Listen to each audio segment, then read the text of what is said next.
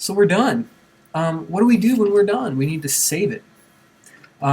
So let me show you. You'll notice it's got this funky little name. This right now is our raw file. You really don't want to save your raw camera file. You want to just put that into a folder of work in progress or store it someplace in case you ever need to go back to that big original file. So here I'm going to come down and hit File and Save As, which is going to save this working document as a new uh, file altogether. So let's hit Save As. And it brings this up. For my purposes and for the purposes of what you turn into me, you'll notice it has a .jpeg up there. Leave that. You need that extension. My last name is Hart, so I hit Hart, and then I'm going to underscore by pressing Shift and dash. What is the name of the project? Because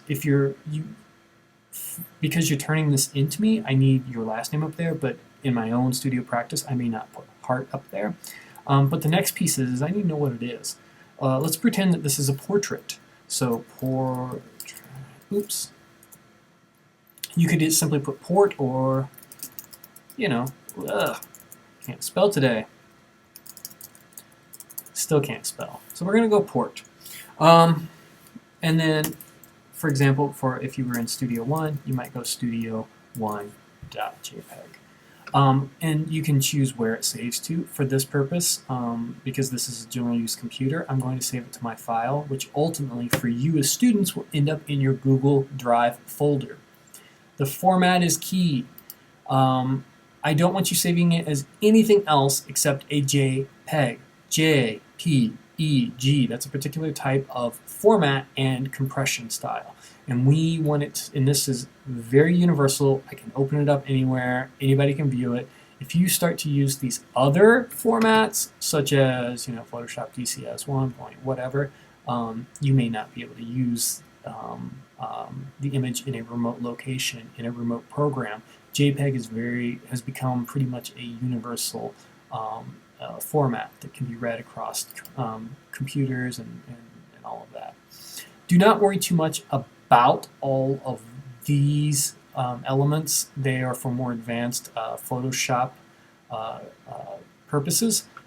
So we're good. So let's go ahead and just save this file. Now another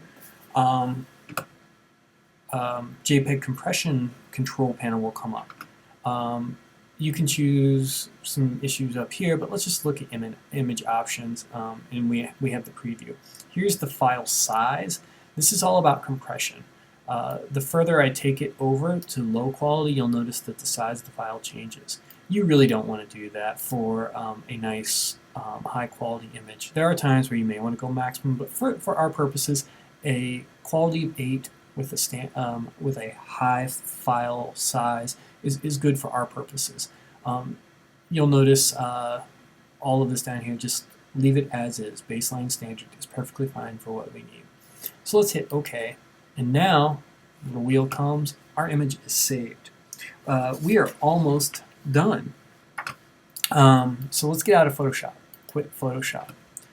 Let's go to the file that I saved it to on my desktop. I open it up, and you'll notice that I have my original raw file, and I also have my new Photoshop edited file that's ready to be turned in to my Google Drive folder. So that's it.